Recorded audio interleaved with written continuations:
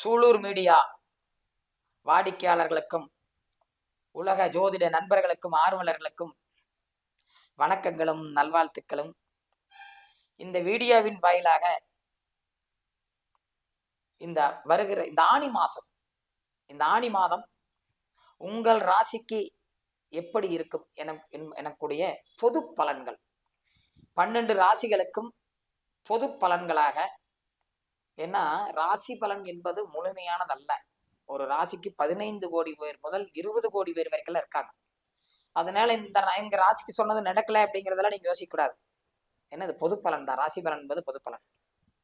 12 ராசிகளுக்கும் இந்த ஆணி மாதம் எப்படி இருக்கும் என்பதை அடியேன் மகாஜெயம் அஸ்ட்ரோ கந்தனடிமை டாக்டர் மகரிஷி மந்தராச்சலமும் ஜோதிட கலையரசி அன்பு மாணவி அருமை சகோதரி காங்கேயம் தனபாக்கியம் அவர்களும் இணைந்து 12 ராசிகளுக்கும் ஆணி மாத ராசி பலன்களை வழங்கவிருக்கிறோம். தர்மத்தை தர்மமாக கொண்டு இயங்கக்கூடிய காலபுருஷனுடைய முதல் ராசியாகிய மேச ராசி ஆணி மாதம் எப்படி இருக்கும்? மகாஜெயம் அஸ்ட்ரோ மகரிஷி மந்த்ராச்சலம் ஐயா அவர்களுக்கும் சூலூர் மீடியா நிறுவனர் அனைவருக்கும் நிகழ்ச்சியை பார்த்து கொண்டிருக்கும் அனைவருக்கும் என் பணிவான வணக்கத்தினை தெரிவித்துக் கொள்கிறேன். காலச்சக்கரத்தில் முதல் ராசி என்பது மேசராசி. மேசராசியில் பிறந்தவர்கள் அப்படின்னு சொல்ல போனா இன்றைய கிரக பயிற்சிகள் அப்படின்னு பார்த்தா ராசியில் சுக்கிர பகவானும், ராசிக்கு 3ஆம் இடத்தில் குரு பகவான், சூரியன், புதன், அதே மாதிரி ராசிக்கு 5ஆம் இடத்தில் செவ்வாய், கேது, ராசிக்கு 11ஆம் இடத்தில் ராகு பகவான், ராசிக்கு 12ஆம் இடத்தில் சனி பகவானும் அமர்ந்துள்ளார். அப்ப இன்றைய கிரக நிலைப்படி ராசிக்கு 3ஆம் இடத்தில் குரு பகவான் அமர்வது சிறப்பில்லை, பொருளாதாரம் சம்பந்தப்பட்டது சிறப்பில்லை என்றாலும் ராசியில் சுக்கிர பகவான் அமர்வது ஒரு வகையில் சிறப்பு அப்படின்னு சொல்லலாம். ராசிக்கு 11இல் ராகு பகவான் அமர்வது அப்படிங்கிறது ஒரு பொருளாதார வளர்ச்சி, இடைஞ்சல்கள் இருந்தாலும் ஒரு பொருளாதார வளர்ச்சியை கொடுக்கக்கூடிய அமைப்பு உண்டு.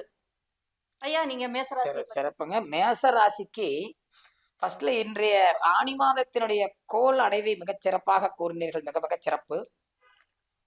இதுல குரு பகவான் மேசராசிக்கு கொடிய ஸ்தானத்தில் இருப்பதனால் எத்தனை வருமானம் வந்தாலும் பொருளாதார ரீதியான பிரச்சனைகள் இருக்கும், பற்றாக்குறை இருக்கும் என்பதை ஏற்றுக்கொள்கிறோம். நீங்க சொன்னது சரியாதான் இருக்கு. சுக்கிரன் லக்னத்தில் இருப்பது ஒரு தனிச்சிறப்பு. 7.5 சனி துவங்கி இருக்கிறது லக்னத்துக்கு. உங்கள் ராசிக்கு 12இல் 7.5 சனி. ஆனால் 11இல் இருக்கக்கூடிய ராகுவனுடைய காரகத்துவத்திலும் நன்மையை செய்கிறது. 7.5 சனி சனீஸ்வர பகவானையும் நன்மை செய்ய வைக்கிறது. நீங்கள் பெரிய அதிர்ஷ்டசாலிகள் தான். லக்னத்தில் உள்ள சுக்கிரனும் ஏதோ பல வகைகளில் வருமானத்திற்கான நிலையையும் பலவிதமான புதிய தொடர்புகளையும் நண்பர்கள் மூலமாகவும் பல சிறப்புகளையும் உங்களுக்கு காட்டுகிறது. எத்தனை வருமானம் வந்தாலும் எத்தனை பொருளாதார மேம்பாடுகள் ஏற்படுவது போல் இருந்தாலும் நீங்கள் பற்றாக்குறையுடன் தான் இருந்தாக வேண்டும். ஏன்னா குரு பகவான் கொடிய ஸ்தானத்தில் இருக்கிறார். குருவுடன் 5 சூரியன் இணைந்திருப்பது ஒரு சிறப்பு. புதன் 3ஆம் இடத்தில் இருப்பது ஒரு தனிச்சிறப்பு. ஏதோ சகாயங்கள் உங்களுக்கு கை கொடுக்கிறது, இறையர்கள் உங்களுக்கு கை கொடுக்கிறது. உங்களுடைய முயற்சிகள் பலவிதமான போராட்டங்களுக்கு பிறகு நன்மையை காட்டுகிறது. 5இல் செவ்வாயும் கேதுவும் இணைந்திருப்பதனால் உங்களுக்கு சிந்தனைகள் எல்லாம் தடுமாறும், பலவிதமான குழப்பங்கள் ஏற்படும், மனக்குழப்பங்கள் ஏற்படும், வேதனைகள் ஏற்படும். அனைத்தையும் ராகு பகவான் உங்களை சரி செய்து விடுவார். ஆகவே இந்த ஆணி மாதம் இதற்கு முன்னாள் மாதங்களை விட சிறப்பாக காட்டுகிறது. பயன்படுத்திக் கொள்ளுங்கள். மேசராசி நண்பர்களுக்கு நல்வாழ்த்துக்கள். ரிஷபராசி.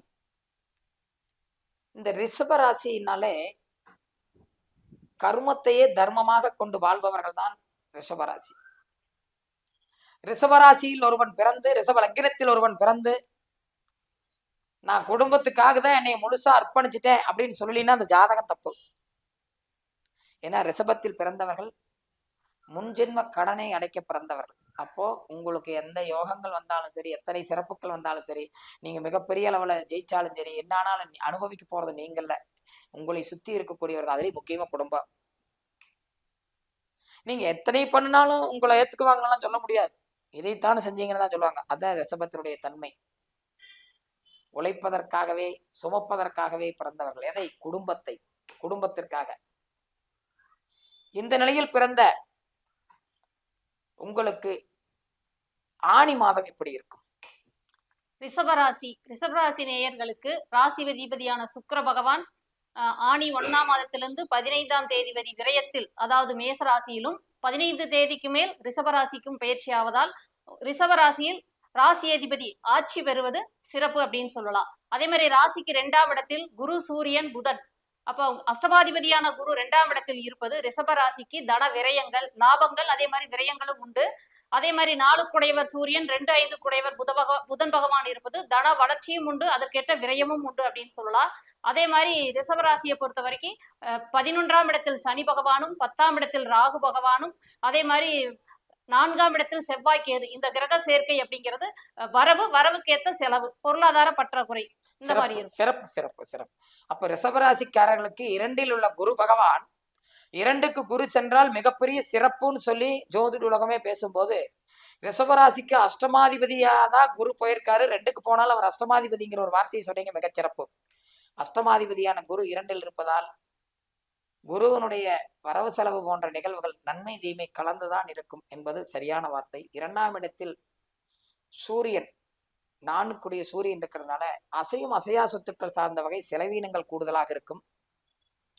அந்த வகையில் வருமானங்களையும் ஒரு சில வருமானங்களையும் காட்டுகிறது.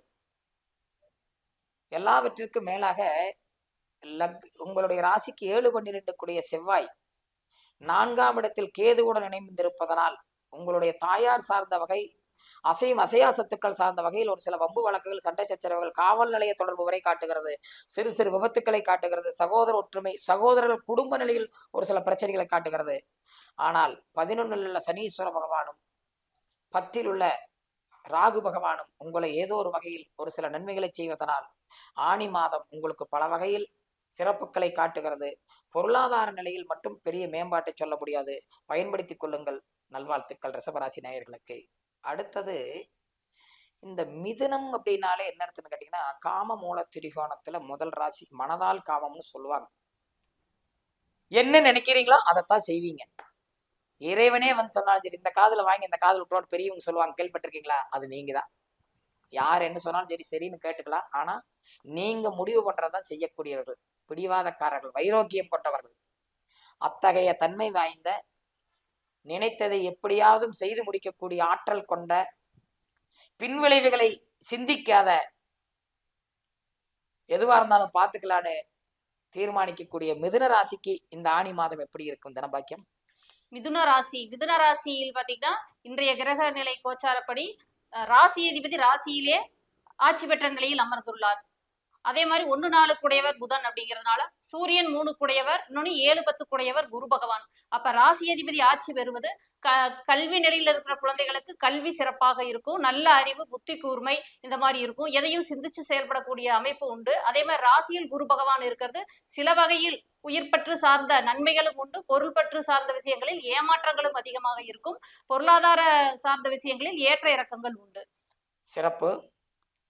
இந்த மிதுன ராசிக்கு ராசியில் இருக்கக்கூடிய சூரியன் அரசு, அரசாங்கம், தந்தை வர்க்கம் சார்ந்த நிலைகளில் இதுக்கு முன்னால நீங்க அரசாங்க வேலைக்கு முயற்சி பண்ணி தடங்களாயிருதுன்னு இந்த மாசம் உங்களுக்கு எதிர்பாராத ஒரு யோகத்தை தரக்க வாய்ப்பு இருக்கு. மிதுனத்திற்கு சூரியனுடைய தொடர்பு. குரு ஜென்மத்தில் இருந்தால் வனவாசம் அப்படின்னு சொல்றதெல்லாம் போச்சு. அதெல்லாம் அந்த காலம், இன்னைக்கெல்லாம் இல்லைங்க. அது எங்கேயோ ஒரு இடத்துல மாறுபட்டு போய்விட்டது. கூட ஒரு கோள் வேணும், கூட 2 கோள்கள் இருக்கிறது. அதனால் உங்களுக்கு இந்த மாதத்தில் ஜீவனத்தின் மூலமாக ராஜயோகங்களை காட்டுகிறது, எதிர்பாராத சிறப்புகளை காட்டுகிறது, நல்ல வருமானத்தை காட்டுகிறது. உங்களுடைய முயற்சிகள் அனைத்தும் வெற்றி அடைகிறது. ஆனால் உங்கள் தந்தையாரையோ அல்லது அரசு சார்ந்த நிலையிலேயோ நீங்கள் அரசுக்கு விரோதமானவர்களாகவோ எங்கோ ஒரு சில பிரச்சனைகளையும் காட்டுகிறது. இதுவரை தேடி கிடைக்காத கடன் உங்களுக்கு கிடைக்கிறது. இதுவரை முயற்சி செய்து பலிதமாகாத தொழில் உங்களுக்கு கைகளுக்கு கிடைக்கிறது. மிதுன ராசி நண்பர்கள் பயன்படுத்திக் கொள்ளுங்கள். நல்வாழ்த்துக்கள். ஆனி மாதம் உங்களுக்கு நல்லதொரு மாதமாகத்தான் தெரிகிறது. நல்வாழ்த்துக்கள். எந்த நிலையிலும் கடகம் என்றாலே 10 பேர் போனா அங்க ஒரு சேர் இருந்தா அந்த சேர் கடகராசிக்காரன் தான் கிடைக்கும். அத்தனை பேர்த்தி இழுத்து விட்டுட்டு இடம் பிடிக்கிறதுல அவங்களுக்கு இணையா யாருமே இல்லை.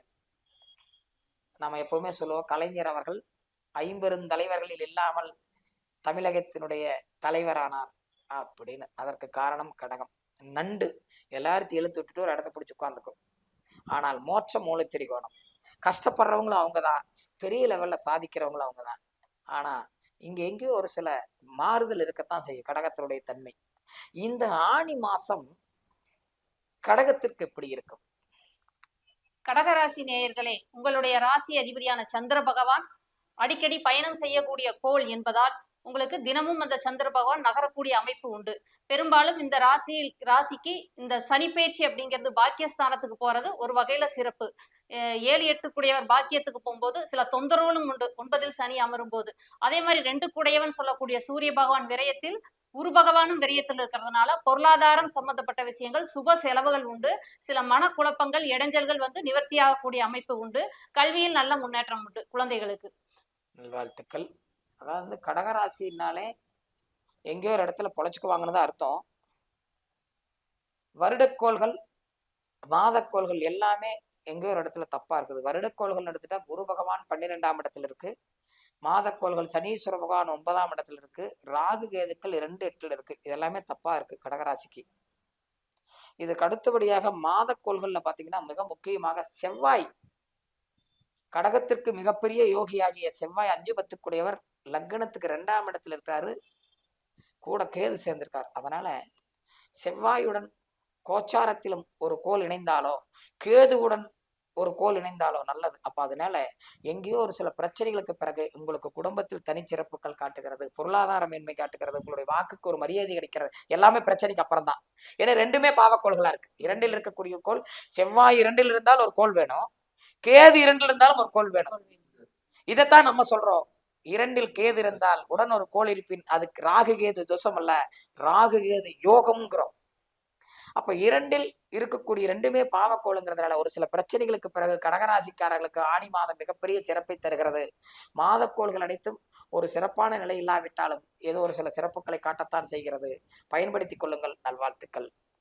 அடுத்தது, புலி பசித்தாலும் புல்லை தின்னாது என்பது போல எந்த நிலையிலும் தன் நிலையிலிருந்து மாறுபடாத சிங்கம், காலபுருஷனுடைய 5ஆம் ராசி, பூர்வ புண்ணிய ராசி, வம்ச ராசி, சூரிய பகவானுடைய ஆட்சி வீடு, ஒரு தனிச்சிறப்பு மிக்க தர்ம மூல திரிகோணத்தில் தர்மத்தை தர்மமாக கொண்டு இயங்கக்கூடியதிலும் ஒரு ஸ்திரத்தன்மை கொண்ட ஒரு தனிச்சிறப்பு மிக்க சிம்ம ராசி ஆணி மாதம் எப்படி இருக்கும்? சிம்ம ராசிக்காரர்களுக்கு ராசி அதிபதியான சூரிய பகவான் ராசிக்கு 11ஆம் இடத்தில் அமர்ந்துள்ளார். குரு புதன் சேர்க்கையுடன் அமர்ந்துள்ளதால் அப்ப சிம்ம ராசிக்கு யோகாதிபதியும் அஷ்டமாதிபதியான குரு பகவானுடன் சேர்க்கை பெறுவதும் தனாதிபதியுடன் சேர்க்கை பெறுவதும் சிறப்பு.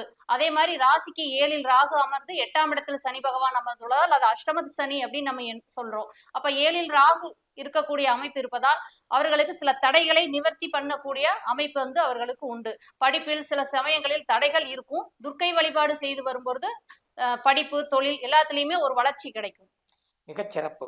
12 ராசிகளில் ஏறக்குறைய சிம்ம ராசிக்குத்தான் மிக மிக அற்புதமான மாதமாக தெரிகிறது ஆணி மாதம்.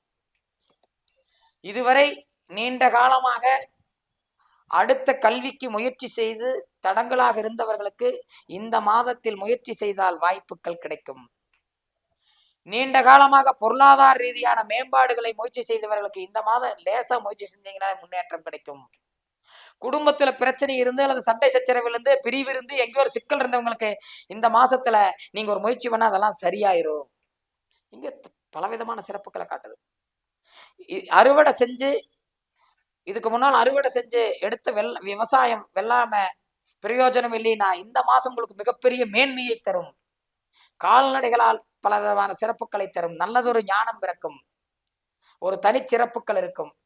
மொத்தத்துல அஷ்டத்துல சனி பகவான் இருந்தாலுமே 7ல் இருக்கக்கூடிய ராகு அதை காப்பாத்துறதுனால எல்லா கோள்களும் உங்களுக்கு சாதகமா இருக்குது. இந்த ஆணி மாதம் உங்களை ஒரு அற்புதமாக வைத்துக் கொள்ளவிருக்கிறது.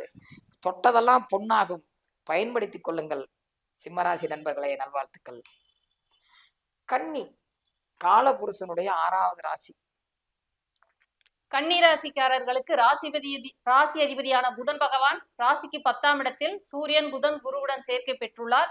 ராசி அதிபதி ஆட்சி பெறுவதும் பிறகு அதே மாதத்தில் 11க்கு பயிற்சியாவதும் ஒரு வளர்ச்சி அப்படின்னே சொல்லலாம். ராசிக்கு பாக்கியாதிபதியான சுக்கிர பகவான் ராசிக்கு 8ஆம் இடத்தில் இருப்பது அந்த மாதத்தில் சில முன்னேற்றங்களுக்கு தடை கொடுக்கும். அதே மாதிரி ராசிக்கு 7ஆம் இடத்தில் சனி அமர்ந்து இதை வந்து கண்டக சனின்னு சொல்றோம். அப்ப பெரும்பாலும் பாத்தீங்கன்னா கண்ட சனி இருந்தாலும் பெரிய பாதிப்புகள் இல்லை. 6ஆம் இடத்தில் ராகு இருப்பதால் ஓரளவுக்கு நல்ல முன்னேற்றம், வளர்ச்சி, தொழில் சார்ந்த விஷயங்களில் ஒரு செழிப்பு அப்படின்னே நம்ம சொல்லலாம். இப்போ மொத்தத்துல நீங்க சொல்றத பார்த்தா தூக்கத்தை கெடுக்குன்னு சொல்லலாம், கொஞ்சம் நிம்மதியை கெடுக்குன்னு சொல்லலாம், மனசு அளவாயும்னு சொல்லலாம், கிடைக்காததை தேடி போகும்னு சொல்லலாம், வருமானத்தை விட கூடுதலான செலவு இருக்குன்னு சொல்லலாம். அதனால அப்ப கன்னிராசிக்காரர் கொஞ்சம் வைக்காம இருந்துங்க. தொழில குழப்பத்துக்கு இது கொண்டு வந்துடாதீங்க. ஏன்னா கரெக்டா போயிட்டு இருக்கிற தொழிலை விட்டுட்டு வேற ஏதாவது கிழக்கு இந்த மாசத்துல இப்ப முயற்சி பண்ண சொல்லும். 10ல் உங்களுக்கு 3 கோள்கள் அற்புதமான நிலையில இருக்கு. ராசிக்கு அதிபதி சூரியன், குரு, 3 கோள்கள் அங்க இருக்கு. அதனால தொழில் உங்களுக்கு எங்கேயோ ஒரு தனிச்சிறப்பு வேணுங்கிறக்காக வேண்டிய ஓட வைக்கும். தயவு செஞ்சு மாற்றத்துக்கு போயிடாதீங்க. பாதிப்புகள் வந்துடும், எங்கேயோ ஒரு இடத்துல உங்களை சிக்க வச்சிரும், கணவன் மனைவிக்குள்ள இதனால பிரச்சனைகள் வந்துடும். அதனால கன்னிராசி நண்பர்கள் இந்த மாசம் புதிய முயற்சிகள் இல்லாம போயிட்டு இருக்கிறத அப்படியே பயன்படுத்திக்கங்க, சரியா இருக்கும். நல்வாழ்த்துக்கள். அடுத்தது, எந்த நிலையிலும் நான் சொல்றதுதான் சரி, நான் எடுக்கிற முடிவுதான் சரின்னு சொல்லி வாழ்ந்து கொண்டிருக்கக்கூடிய துலா ராசி நண்பர்களுக்கு இந்த ஆனி மாதம் எப்படி இருக்கும்? துலாம் ராசிக்கு ராசி அதிபதியான சுக்கிர பகவான் ராசிக்கு 7ஆம் இடத்தில் அமர்ந்துள்ளார். ஆனி மாதம் 15க்கு மேல் ராசிக்கு 8ஆம் இடத்தில் பயிற்சி ஆகிறார். ராசிக்கு 8க்கு போறது சில தடைகள் இருக்கக்கூடிய அமைப்பு உண்டு. ராசிக்கு 9ஆம் இடத்தில் சூரியன், புதன், குரு பகவான் அமர்ந்து அவங்களுடைய ராசியை பார்வை செய்யும் அமைப்பில் அமர்ந்துள்ளது. அதே மாதிரி ராசிக்கு 5ஆம் இடத்தில் ராகு பகவான் அமர்ந்து ராசிக்கு 6ஆம் இடத்தில் சனி பகவானும் அமர்ந்துள்ளார். அப்ப இந்த துலா ராசிக்காரர்களுக்கு இந்த குரு பேச்சு 3, 6 குடைவன் குருவின் பார்வை அப்படிங்கிறது திருமண விஷயங்களில் ஏகப்பட்ட அலைச்சலுக்கு பின் திருமணம் கைகூடி வரும் அப்படின்னு சொல்லலாம். துலா ராசிக்காரர்களுக்கு தனவாக்கியம் சொன்ன மாதிரி பாக்கியத்தில் உள்ள கோள்கள் பலவிதமான சிறப்புகளை தரக்கூடிய வாய்ப்புகள் இருக்கிறது. நீண்ட காலங்களுக்கு பிறகு உங்களுக்கு எங்கேயோ ஒரு இடத்துல நவக்கோள்கள் ஒரு நல்லதொரு நிலையில பயணிக்குது. இது வரைக்கும் இருந்த செவ்வாய் பகவான் 10ல் இருந்தாரு, இப்ப 11க்கு வந்திருக்கிறது, கேதுவோட சேர்ந்து இருக்கிறது. எல்லாம் பல விதங்கள்ல நவக்கோள்கள் எல்லாமே ஓரளவுக்கு உங்களுக்கு சாதகமா இருக்குது. இந்த துலா ராசி இந்த ஆனி மாதத்தில் உங்களுக்கு பல விதமான மேன்மைகளை தருகிறது. உங்களுடைய முயற்சிகள் கைகூடக்கூடிய வாய்ப்புகள் இருக்கிறது. எங்கேயோ ஒரு முன்னேற்றம் தெரிகிறது. துலா ராசி நேயர்கள் சகல நிலைகளிலும் இருக்கக்கூடிய துலா ராசியர்கள் உங்களுடைய அடுத்த நிலைக்கு தெரிவதனால் முயற்சி செய்து முன்னேற்றம் அடைந்து விடுங்கள். நல்வாழ்த்துக்கள். நன்றி. அடுத்தது விருச்சகம், காலப்புருஷனுடைய 8வது ராசி. அதாவது வந்து இந்த விருச்சகம்னாலே என்ன அர்த்தம்னா, எல்லா உயிரினங்களும் தன்னுடைய சொத்துக்களை திம்பாங்க, பணத்தை திம்பாங்க, முதல்ல திம்பாங்க, உழைப்பை திம்பாங்க, இப்படித்தான் இருக்கும். ஆனா இந்த விருச்சகம் மட்டும்தான் தன்னுடைய உடலை கூட சாப்பிட்றதுக்கு கொடுக்கக்கூடியது விருச்சகம். தன்னைத்தானே அழித்துக் கொள்வது விருச்சகம். காலப்புருஷனுடைய 8. விருச்சகம் எப்படி இருக்கும் ஆனி மாதம்? விருச்சிக ராசிக்காரர்களுக்கு ராசி அதிபதியான செவ்வாய் சிம்மத்தில் அமர்ந்துள்ளார், கேதுவுடன் சேர்க்கை பெற்றுள்ளார். அதே மாதிரி ராசிக்கு 8ஆம் இடத்தில் சூரியன், புதன், குரு 3 கிரக சேர்க்கை அமர்ந்துள்ளது. அப்ப லக்னாதிபதி சிம்மத்தில் அமர்வது சிறப்பு. அதே மாதிரி குரு பகவான், சூரியன் இந்த கிரகம் 8ல் அஷ்டமத்தில் இருப்பது சிறப்பில்லை. அதே மாதிரி விருச்சிகத்திற்கு 5ஆம் இடத்தில் சனி பகவான் அமர்ந்து 4ல் வந்து ராகு பகவான் அமர்ந்துள்ளதால் சில இடைஞ்சல்கள் நீங்கும், பூர்வீக சம்பந்தப்பட்ட சிக்கல்கள், சிரமங்கள் இருக்கும், கஷ்டப்பட்டு முன்னேறக்கூடிய அமைப்பு வந்து உண்டு. விருச்சக ராசி நண்பர்களே, தனபாக்கியம் சொன்ன மாதிரி எல்லாம் சரியாதான் இருக்கு. நீண்ட காலங்களுக்கு பிறகு உங்களுடைய ராசிக்கு அதிபதியான செவ்வாய் உங்களுடைய இடத்துக்கு ஒரு நல்ல இடத்துக்கு வந்திருக்கார். அதனால நீங்க எங்கேயோ ஒரு ரிலீஃப் உங்க கண்ணுக்கு தெரியுது. 4ல் இருக்கக்கூடிய ராகு உங்களை எங்கோ ஒரு இடத்துல தொந்தரவு செய்வார். அதனால ஏதோ ஒரு ஜொல்லோனை வைங்க போதும். உங்க பேர்ல ஒரு ஜொல்லோன் வைங்க, அதுவும் உங்களுக்கு ஒரு பெரிய பாதுகாப்பாக இருக்கும். சிறு சிறு மனக்குழப்பங்கள் இருக்கும். அஷ்டமத்துல குரு இருக்காருன்னு பயந்துக்காதீங்க. கூட சூரியன், புதன் 3 கோள்கள் அஷ்டமத்துல இருக்குன்னு பயந்துக்காதீங்க. அது ஒன்றும் தவறா இல்லை, சாதகமாக தான் இருக்கு, பெரிய குழப்பம் இல்லாம தான் இருக்குது. அதனால நீண்ட காலங்களுக்கு பிறகு உங்களுடைய ராசிக்கு அதிபதி உங்கள் ராசிக்கு ஒரு நல்ல இடத்துக்கு வந்திருக்கிறது, 10ஆம் இடத்துக்கு வந்திருக்கிறது ஒரு தனிச்சிறப்பு. நீண்ட காலங்களாக தடைப்பட்ட செயல்கள் உங்களுக்கு சாதகமாக மாறும். பொருளாதார மேன்மைகளை கூட பேசலாம்.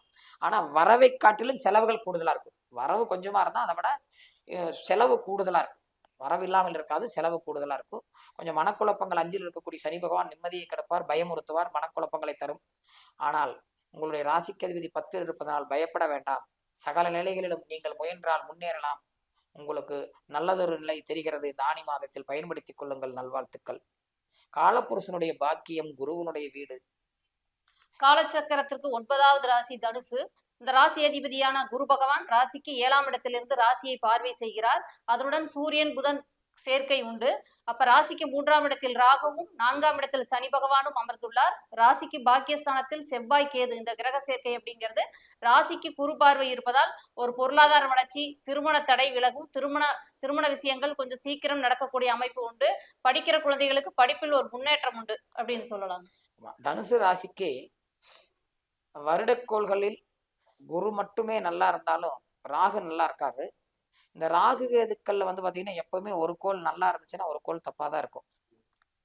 4ஆம் இடத்தில் இருக்கக்கூடிய சனீஸ்வர பகவான் நன்மை செய்ய வைக்கிறது ராகு. அதனால வருடக்கோள்கள் ஏதோ அதிசயமாக தனுசு ராசிக்கு நீண்ட காலங்களுக்கு பிறகு நல்லதொரு நிலையில் இருக்கிறது. இந்த மாசம் உங்களுடைய பாக்கியாதிபதியாகிய சூரியன் தசமகேந்திரத்தில் இருப்பது ஒரு தனி சிறப்பு. உடன் புதன் இணைந்திருப்பது தனி சிறப்பு. உங்களுடைய வெளியிட தொடர்புகள் எல்லாம் உங்களுக்கு சாதகமாக மாறக்கூடிய வாய்ப்புகள் தெரிகிறது. நீங்கள் எடுக்கக்கூடிய முயற்சிகள் பெரிய நிலை தொடர்புகள், தொழில் மேன்மைகள், இவைகளெல்லாம் கல்வி, திருமணம், தொழில் சகல சிறப்புகளும் ஓரளவுக்கு ஆணி மாசம் உங்களுக்கு சாதகமாக இருக்கிறது. இந்த வாய்ப்பை நீங்கள் சாதகமாக பயன்படுத்தி அடுத்த நிலைக்கு முன்னேறி விடுங்கள். நல்வாழ்த்துக்கள். அடுத்து காலப்புருஷனுடைய கர்மாவாகிய மகரம். காலச்சக்கரத்துக்கு 10ஆம் வீடு கர்மஸ்தானம். இது சனி பகவானுடைய வீடு என்பதால் நீதி, நேர்மை போன்ற விஷயங்களில் சனி பகவான் தலை தோங்கக்கூடியவராக இருப்பார். அப்ப அந்த ராசி அதிபதியான சனி பகவான் ராசிக்கு 3ஆம் இடத்தில் அமர்ந்துள்ளார். ராசிக்கு 6ஆம் இடத்தில் சூரியன், புதன், குரு ஆகிய கிரக சேர்க்கை அமர்ந்துள்ளதால் ராசிக்கு 3இல் இருந்தாலும் 2இல் ராசிக்கு 2ஆம் இடத்தில் ராகு பகவான் இருந்து சில பொருளாதார தடைகள் இருந்தாலும் ஓரளவுக்கு தொழில ஒரு வளர்ச்சியை கொடுக்கக்கூடிய ஒரு அமைப்பு உண்டு. மகர ராசி நண்பர்களுக்கு ராசிக்கு அதிபதியான சனீஸ்வர பகவான் 3ஆம் இடத்தில் முயற்சி ஸ்தானத்தில் வெற்றி ஸ்தானத்தில் இருப்பதே ஒரு தனிச்சிறப்பு. நீண்ட காலங்களுக்கு பிறகு ஒரு சில சிறப்புகளை கோள்கள் காட்டுகிறது. ஆனாலும் ராசிக்கு 2இல் இருக்கக்கூடிய ராகுவும் ராசிக்கு 8இல் இருக்கக்கூடிய கேது செவ்வாயும் எங்கேயோ ஒரு இடத்துல தொந்தரவு பண்ணுது. உடல்நலம் சார்ந்த விஷயத்துல கொஞ்சம் குழப்பம் காட்டுது, வெட்டி செலவுகள் காட்டுது, வீண் செலவுகள் காட்டுது. கொஞ்சம் வார்த்தைகளை கொஞ்சம் பார்த்து விடுங்க. ஏன்னா நீங்க விடுற வார்த்தைக சும்மா சாதாரணமா சொல்லியிருக்கான், நீ வெடிகுண்டு போட்டுருவேன்னு, அது காவல்துறைக்கு போயிடும், சிஎம் செல்லுக்கு போட்டுருவாங்க. தயவு செஞ்சு ராகு கவனமா இருந்துக்குங்க. அதனால இந்த ஆணி மாதம் மகர ராசிக்காரர்களுக்கு பலவிதமான இடைஞ்சல்களை காட்டினாலும் அழைத்து சென்று விடும். கொண்டு போய் பயந்துக்காதீங்க. ஏன்னா உங்களுக்கு அதை பத்தி கவலை இல்லை. அதனால கவலைப்படாதீங்க. உங்களுடைய பயணம் ஆணி மாதத்தில் பெரிய உடல் நலத்தை மட்டும் பார்த்துக்க, மற்றதெல்லாம் சரியா இருக்கு. நல்வாழ்த்துக்கள். காலப்புருஷருடைய 11ஆம் ராசியாக கும்பம் ஆணி மாதம் எப்படி இருக்கும்? கும்ப ராசிக்காரர்களுக்கு ராசி அதிபதியான சனி பகவான் ராசிக்கு 2ஆம் இடத்தில் மீனத்தில் அமர்ந்துள்ளார். ஜென்மத்தில் ராகு பகவானும் 7ஆம் இடத்தில் செவ்வாய் கேதுவும் அமர்ந்துள்ளார். ராசிக்கு 5ஆம் இடத்தில் சூரியன், புதன், குரு கிரக சேர்க்கை. ராசிக்கு 3ஆம் இடத்தில் சுக்கிர பகவான் அமர்ந்துள்ளார். பொதுவாக ராசியில் ராகு அமர்ந்திருப்பது அப்படிங்கிறது ராகுவுடன் ஒரு கோள் இருக்கும்போது அது பெரிய பாதிப்பில்லை, ஒரு வளர்ச்சியை கொடுக்கும் அப்படின்னு சொல்லலாம். ஜென்ம ராகு அப்படிங்கிறதுனால மனக்குழப்பங்கள் உண்டு, தாய் சார்ந்த விஷயங்களில் தொந்தரவுகள் கொடுக்கக்கூடிய அமைப்பு உண்டு. குருவின் பார்வை இருக்கும்போது அது நிவர்த்தியாகக்கூடிய அமைப்பும் உண்டு. துர்க்கை வழிபாடு, காளி வழிபாடு செய்யும் போது அது நிவர்த்தியாகும். வெகு சிறப்பு. நீண்ட காலங்களுக்கு பிறகு கும்பராசிக்கு எங்கேயோ ஒரு வெளிச்ச புள்ளி கண்ணுக்கு தெரியுது. அந்த வெளிச்ச புள்ளிய எங்கேயோ ஒரு இடத்துல ராகு பகவானும் செவ்வாய்க்கு எதெல்லாம் தடுக்கிறாங்க. அதனால நீங்க வழிபாடுகளை வச்சுக்கோங்க. ஜீவசமாதி வழிபாடு வச்சுக்கோங்க. முக்கியமா சனிக்கிழமை ஜீவசமாதி வழிபாடுகள் வச்சுக்கோங்க. பொருளாதாரத்துல ஒரு மேன்மை இருக்குது. எங்களையும் உங்களுக்கு கொஞ்சம் டைவர்ட் பண்ணி வேண்டாத வேலைகளுக்கு மகிழ்ச்சி, சந்தோஷம் அப்படிங்கிற மாதிரி எல்லாம் ஜாலிக்கு இழுத்துட்டு போகும். அப்படி எங்கேயாவது போயிடாதீங்க. கவனமா இருங்க. உங்களுடைய பயணம், உங்களுடைய சிந்தனைகள், எண்ணங்கள் எல்லாம் உங்களுடைய சரியான நோக்கத்தில் இருந்தால், சரியான சிந்தனை, சரியான கோணத்தில் இருந்தால் உங்களுக்கு இந்த ஆணி மாதம் மாதக்கோள்கள் எல்லாம் ஒரு சில நிலைகளில் குற்றங்களாக இருந்தாலும் தவறு செய்யாத குரு பகவான் உங்களை காப்பாற்றி விடுவார் என்பதில் ஐயமில்லை. இந்த மாதம் உங்களுக்கு ஒரு சில சிறப்புகள் தெரிகிறது. பயன்படுத்திக் கொள்ளுங்கள். நல்வாழ்த்துக்கள். இறுதியாக காலப்புருஷனுடைய 12ஆம் ராசியாகிய மீனம் ராசி. மீனராசிக்கு இப்ப ராசி அதிபதியான குரு பகவான் ராசிக்கு 4ஆம் இடத்தில் பயிற்சி ஆகியுள்ளார். அதே மாதிரி சூரியன், புதன், குரு சேர்க்கை சதுர்த்த கேந்திரத்தில் அமர்ந்துள்ளது. ஜென்ம ராசியில் 11-12 கூடிய சனி பகவான் அமர்ந்துள்ளார். அப்ப ராசி அதிபதியான குரு 4இல் இருப்பது சில விஷயங்கள், வீடு மனை சம்பந்தப்பட்ட விஷயங்களில் கொடுக்கக்கூடிய அமைப்பும் உண்டு. அதே மாதிரி சில தடங்களுக்கு பின் அமையும். கல்வி சார்ந்த விஷயங்கள் சிறப்பாகவே இருக்கும். மீனராசி நண்பர்களுக்கு நீண்ட நாளைக்கு பிறகுதான் எங்கேயோ ஒவ்வொன்றும் ஒரு வெளிச்ச புள்ளி தெரியுது. ஏதோ இறையர்கள் உங்களுக்கு கை கொடுக்குது.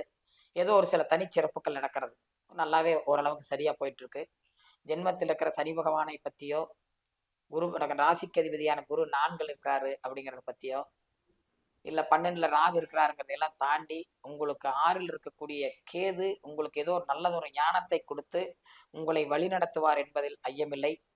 மற்ற கோள்கள் எல்லாம் சூரிய பகவானிலிருந்து மற்ற கோள்கள் எல்லாம் இந்த ஆனி மாதம் கொஞ்சம் சிரமமாகத்தான் காட்டுகிறது. உடல் அளவில் அலைச்சலை தரும், உடம்பு வலி தரும், உடல் அளவில் அலைச்சல் தரும், மன உளைச்சலை தரும், சின்ன சின்ன தொந்தரவுகள் செய்யும். எல்லாத்தையும் தாண்டி உங்களுக்கு பயணிக்கக்கூடிய சூழ்நிலைக்கு நவக்கோள்களும் பஞ்சபோதங்களும் உங்களுக்கு நத்துணை புரிய வேண்டும். இந்த ஆனி மாதம் உங்கள் ராசிக்கு எப்படி இருக்கும் என்ற நிகழ்ச்சியை பார்க்கக்கூடிய அத்தனை 12 ராசி நண்பர்களுக்கும் இது ஒரு பொதுவான பலன்கள் தான். அடுத்தடுத்த மாதத்திலிருந்து ஒவ்வொரு மாத பலன்கள் மிக விமர்சனமாக மிக தெள்ளத் தெளிவாக நாங்கள் தரவிருக்கிறோம். இந்த வாய்ப்பை கொடுத்த சூலூர் மீடியா நண்பருக்கும் உங்களுக்கும் கோவை கந்தனடிமை மகரிஷி மந்தராச்சலம் சார்பிலும் எனது அன்பு மாணவி அருமை சகோதரி காங்கேயம் ஜோதிட கலையரசி தனபாக்கியம் அவர்கள் சார்பிலும் நன்றிகளையும் வணக்கங்களையும் உரித்தாக்குகிறோம். நன்றி, வணக்கம், நல்வாழ்த்துக்கள். நன்றி, வணக்கம்.